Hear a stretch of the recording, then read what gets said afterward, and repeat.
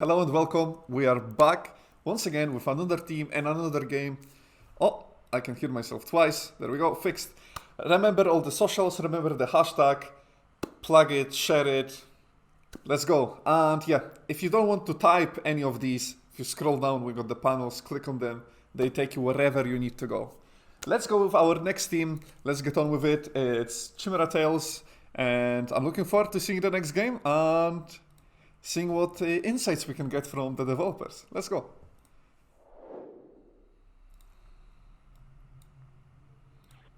Hello, hello. Hello, do you hear me properly? Hi there. I hear you very, very well. Good mic right there.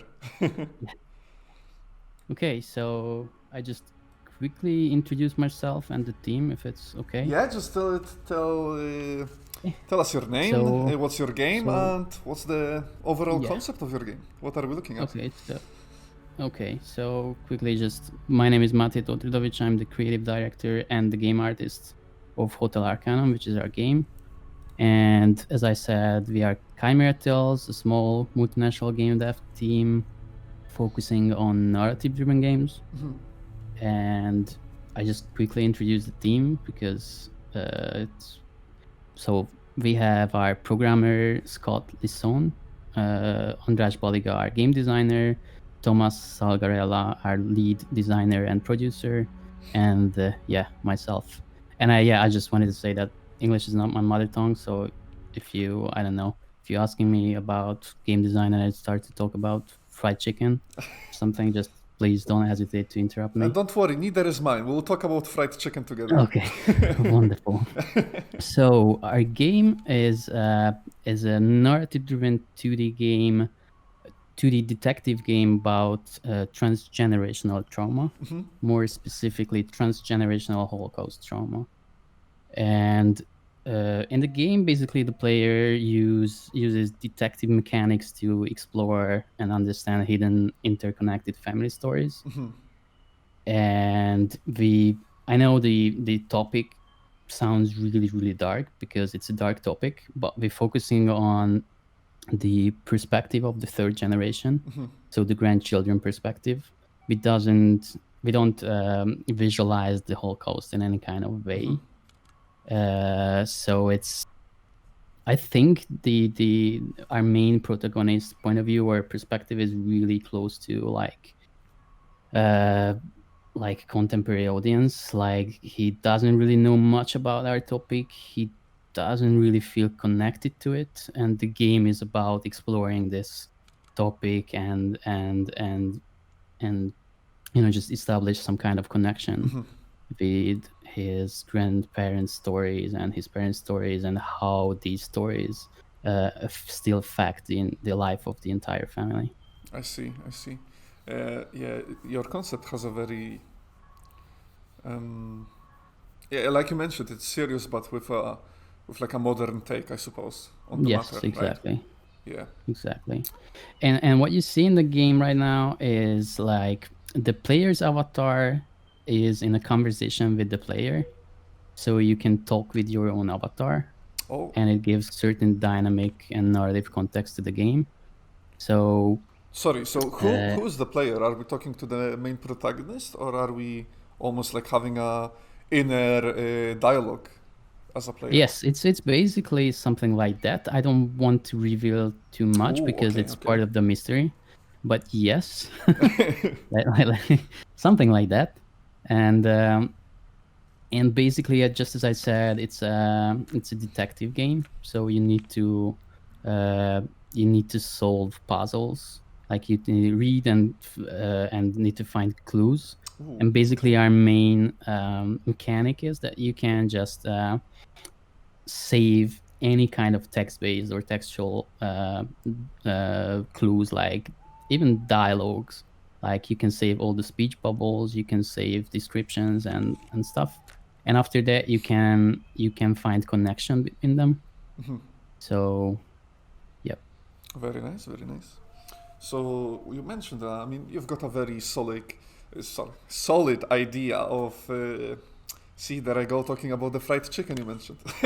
You have a very, Okay. you seem to have a very solid idea of Well, your theme it's quite set in stone. What was the inspiration to actually go this route for Yeah. your project? Yeah. So I have two answers for this question. So the one was really personal. So like most of the stories in this game came from my own personal experience, or people's experience who are really, really close to me.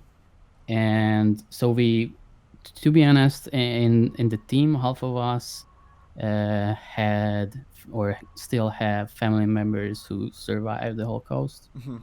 Um, and so this is one of the inspiration points. The other inspiration point is a bit more general.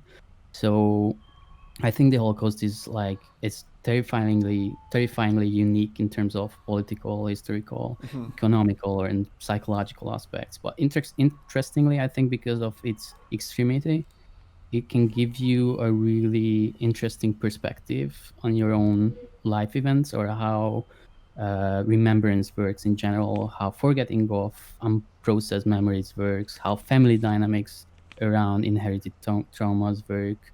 And let's be honest, these are things, even if you don't have any kind of connection with the Holocaust, or you or the Second World War, every family every family has like secret stories.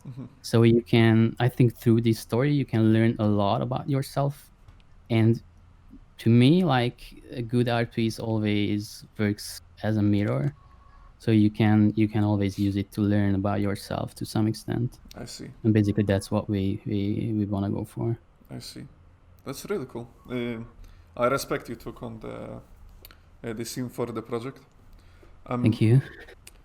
With the inspiration in mind, you did a little bit tap into the target audience. Could you Yep. just expand on that?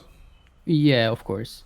So we made preliminary research on who our actual target audience is, like based on like Facebook analytics and a lot of other tools. And our target audience is between the age of 25 and 35.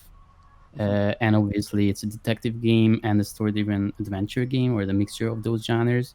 So I think uh, like everybody who can like those games with a bit darker tone, because obviously like our topic is quite dark. Yeah, yeah. Yeah, so with a bit of bit of a darker tone, they will like our game, I think, or based on what we researched.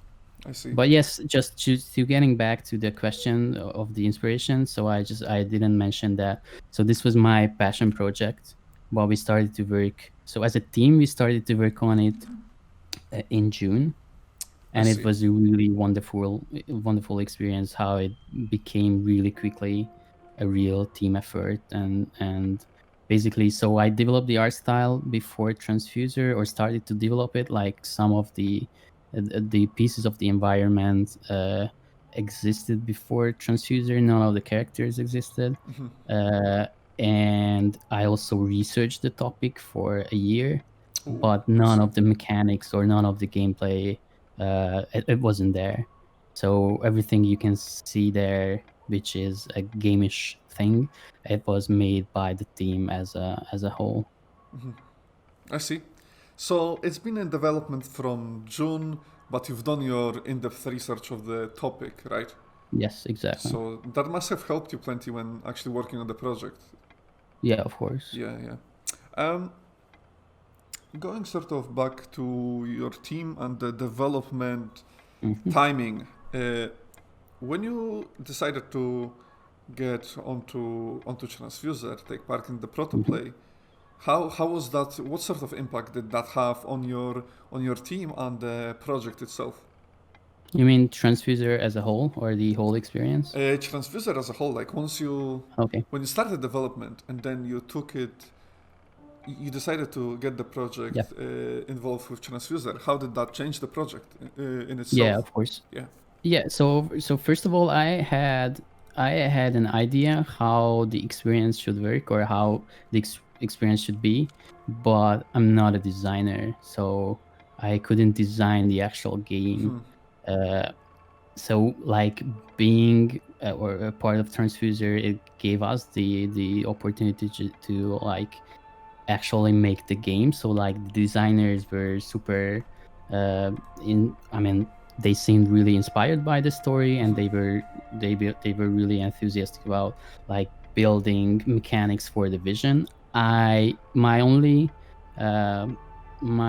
like idea was for a starting point was like I wanted to have a detective game because I thought that that like it could have a really good impact on storytelling, because in usually in narrative driven games, like reading is almost there for like emotional impact or just like building the lore. And I often felt that in narrative driven games, reading is something you quickly go through, especially if you're not if English is not your mother tongue, so it's harder. So, for example, in Disco Elysium, Almost like harder in- to immerse, right? yes, Yeah. exactly, because usually reading is not really, it's meaningful but not rewarding. And I think in detective games, reading is always, if of course if you do it right, it's rewarding because you need to find clues, you need to understand the story, you need to see the layers of the story, and this is exactly what we wanted for our narrative driven games. And our designers, like, they created the mechanics. We After we started the development process, we went for a really intense uh, prototyping phase, and we created, like, the rule was creating one prototype per day. I see. So like for a week we made really different detective focused prototypes for the game every day. So That's a lot of this work. is, Good job. yeah. So this is one thing. The other thing is, obviously we learned a lot during Transfuser, especially. So the next step for us is doing a more refined vertical slice, and we learned a lot how it should work, how it should look like, what type of things we should avoid, what type of things we should focus on. So it was a wonderful experience. I see. Awesome. Yeah, definitely must have helped getting the idea of how to professionally present Oh all yeah, of your hard exactly. work, right? Yeah, yeah. Yeah, but not just how to present, but how to structure it. I So see. it's really important. I see. I see. And of course, it gave us the opportunity to just build our team, or like, just reach the next level as a team. We have no crunch culture, especially not for non-team leaders. So like we try to be super respectful uh, towards each other's time, and being really precise about deadlines and other stuff. So that's also really important for us. I see. No crunch is definitely healthy for Oh yeah. for one's health and sleep schedule.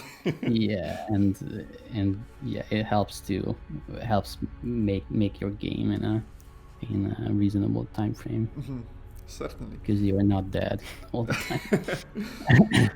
Yeah, you have the energy to really create some awesome Exactly. work, right? Um, did you have any influence from other teams or maybe feedback that you got from some professionals? Did any of Yeah, that influence your game? yeah. We try to reach certain professionals, like ex teachers of ours, marketing experts, and we got lots of feedback from them. Uh, yeah. So it was really important for us that during Transfuser it was easier to reach those people, because they understood the context. I They understood see. that we are in an incubator program. They understand that we are in a competition. So I think that was the main reason why they helped us. Yeah, Yeah, it was a great opportunity. yeah, it certainly opened up some doors for you as a studio, right? To get that feedback, Absolutely. like you said, Yes. yeah. So certainly agree with that. Now let's talk about the game really, Okay. in terms of gameplay, in terms of mechanics in the game and puzzles.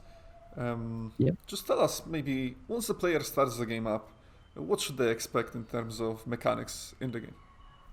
Yeah. So you go. So it's a detective game, as I said. Yeah. You can save. Basically, you are in a kind of an inner monologue with your character.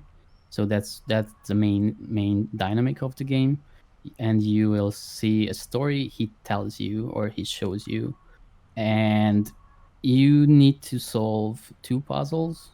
One is it's a really text based kind of a password puzzle, and the other one is our main gameplay loop or our main mechanic. So as I said before, you can save any of the speech bubbles in the game, any textual based clues, evidence, descriptions, uh, and you can contradict them or you can find connections between them, and that's how you solve puzzles basically. So it's from a detective perspective, it's I think this is our most unique mechanic because it gives you an endless and a really unique clue collection, uh, and which means that because in lots of detective games there are few clues and it's fairly easy to figure out what to choose uh, to solve the puzzle. But in our game, you need to be really careful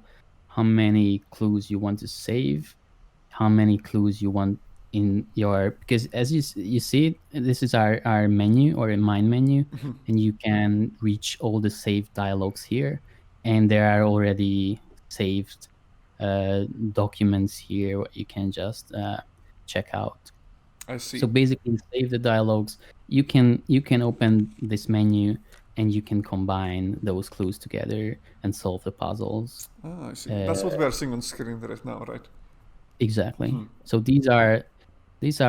that's the what you can see there. If this document is closed, is the thought collection. So these are clues which has some kind of connection to each other. This is a pre-made stuff, so it's already there. And on the left side, the newly saved window, if you open it, you will see it later. You can save things there and they pop up there, and you can use them together with the old clues and the new clues as well. I see. When looking into the clues, um, you mentioned that you didn't want the clues to be like out there on the plate for the player, right? Because Yes, there is exactly. not too much fun in that. But how in depth actually did you go on making the clues seem? Did you make them all seem like they all could be the the one you're looking for, or how did you go about Yeah, so refining the them? Really, yeah. okay. So the premium clues, they are obviously all important. They give you certain story layers, but as I said, you can save everything in the game. So it's you would need to be really careful, because if you just save everything as like I don't know, like in a really obsessive way, it will it will be really overwhelming. So you have to be really careful and really precise.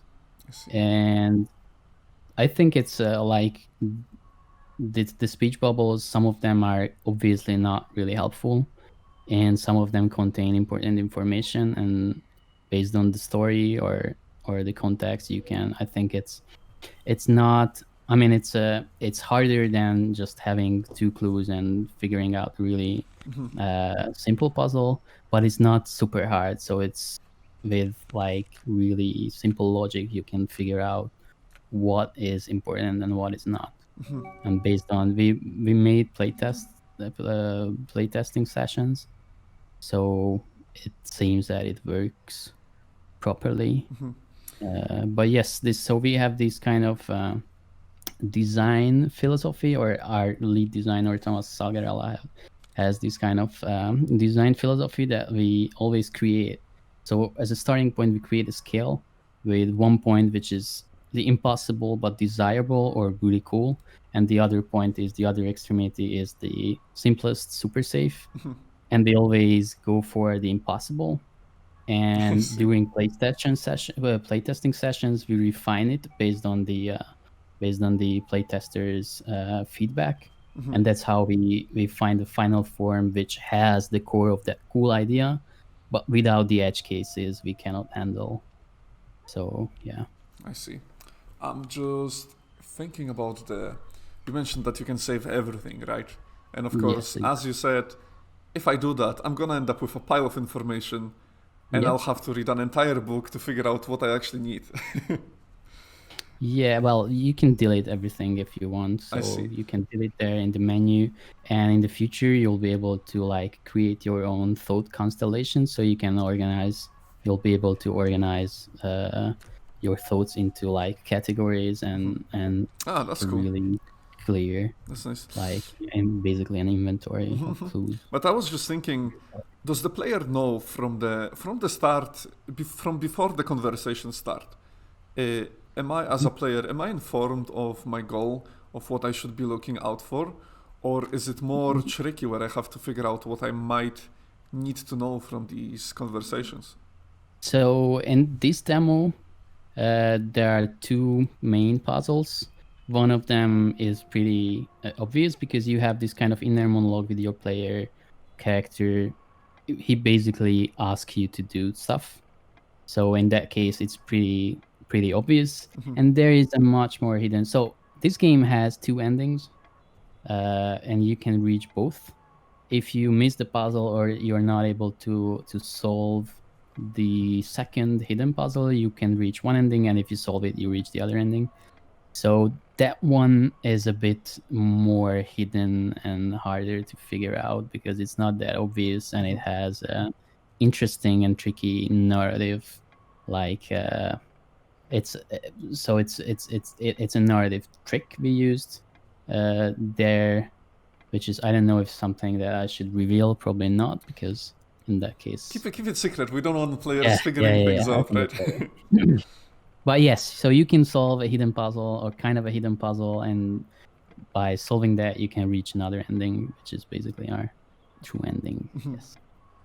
I see. I see. And this is really important. So this kind of decision making or how you solve the puzzles, this is gonna be really important for the final game, because we don't want to overwhelm the player with the dark stories or the dark layers of the story. So basically you can, or the player will be able to like if they are really into the topic, they can go deeper and deeper using the detective mechanic and understanding more and more about the family and more about the stories.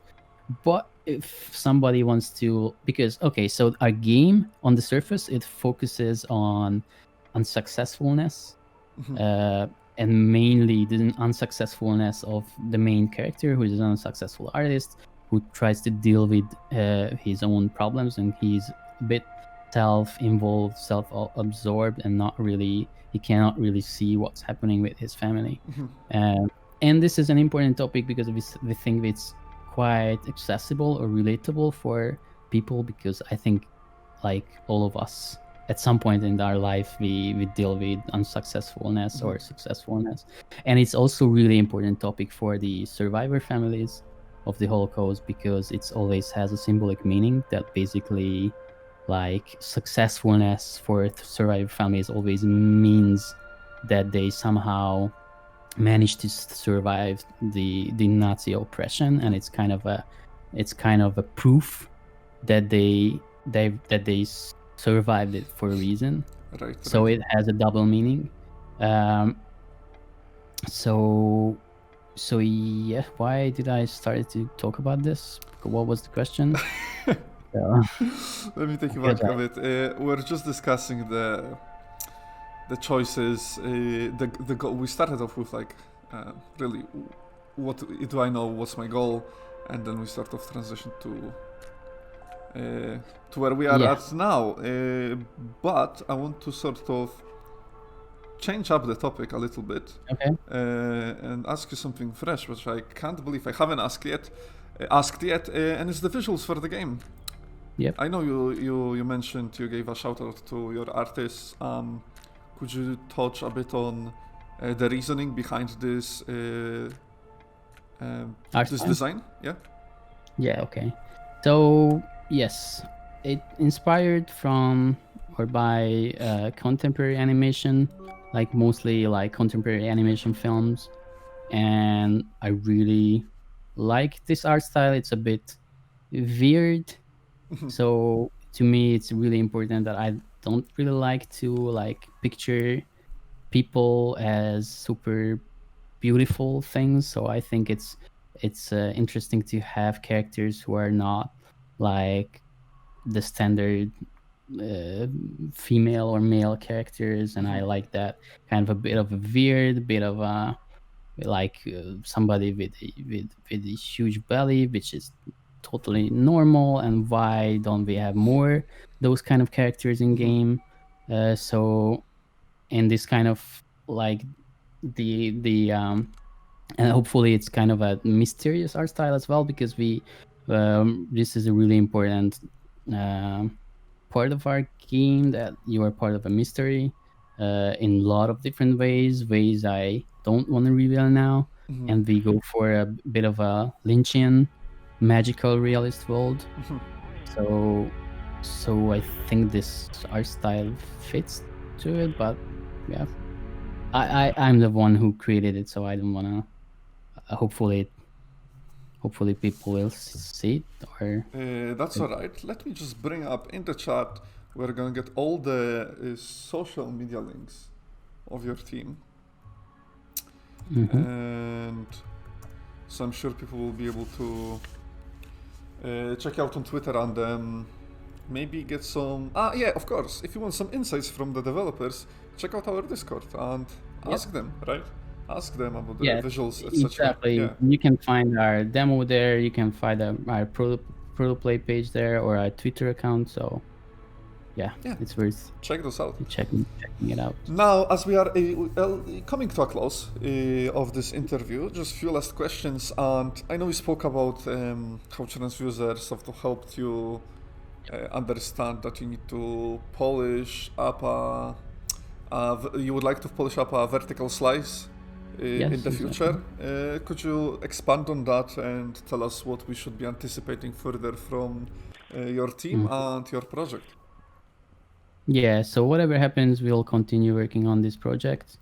And yeah, the next step is having a vertical slice. We want to work on it. Like we'll have 5 months to refine it and create it. That's the amount of time we allocated for refining our vertical slice. And I think what we learned from transfuser, it was really important for us that we created, so this demo is fully playable. It's kind of a consistent story, which is really hard to create in a demo, because you need like, there is a lore, there is a narrative context, and you don't have time. So basically, when we started the program, we designed an entire designs puzzle sequence for this game, which would have been much longer. And that's the reason why we scrapped it, because it would have been too long for transfuser. So you had to scope down, yeah? Is scope down, but not necessarily from an implementation perspective. So I think we could have done it properly, but like building the context, the narrative context for a puzzle like that, it's super hard, because yeah, because you need to tell a lot of things, especially if it's a story based, like text based detective game. You need to teach certain facts about the family, about the story to the player, which is super hard. And so we went for this consistent story framework. And for our vertical slice, I think we learned a lot. So I'm pretty happy that we've chosen this, because we learned about how we can create consistent story, how we can write this stuff, how it works, how people react, or playtesters react to it. But for a vertical slice, I think we want to go for a bit more fragmented um experience, to like showcase the mechanics in different scenarios and stuff like that. So this is definitely something we learned. And yeah, we want to finish this game. I think I don't know if anybody played it, but I think the scope of the game is close to Welcome to Elk, which is an adventure game that was released quite recently. It's a really nice game. So yes, and it's important we have different budget or scope tiers. So we want to find after Transfuser, one of our super important goals is finding a publisher, or at least start to have some kind of, even if it's just mentoring, some kind of relationship with the publisher. And Yeah. we have our main concept, which is something we want to keep, but the experience around it can be slightly changed, so we can like adapt to the deal, the deal of the publisher. That's our future, or that's what we want to achieve. See, sounds good. Sounds like you're very passionate about the project and Oh yeah, absolutely definitely. give it your best. I've linked your Twitter in the chat, and there is of course our Discord, guys, which you can access through one of the panels below our channel. If you just click at the Discord panel with the ProtoPlay logo on it, you'll be able to get an invite into our Discord and engage with all the developers, which is quite amazing. Yeah. I think we're gonna finish up the interview here. Any shout outs you would like to give? Anything else you would like to touch on before we finish up? No, I think I touched on everything I wanted to mention. So thank you very much for the interview. Absolutely, It was it's great. been a pleasure. It's been great to see your game. Very, very fresh take on on a very serious matter, really. So, Yeah. thank you, Thank you. thank you for chatting to me. Take Thank care. you. Thank you. Bye. Okay, guys, that was Chimera Tales. Make sure to check out their Twitter and give them a follow if you're interested in their project. And with that in mind, we're gonna take a short break before we start our next interview. And just next up, so you guys can hype up for the for the next team, I suppose. Next up, we're gonna have Indie Shark Games. And yeah, just stay tuned for the next interview. We'll be back in around 8 minutes, I would say. See you soon.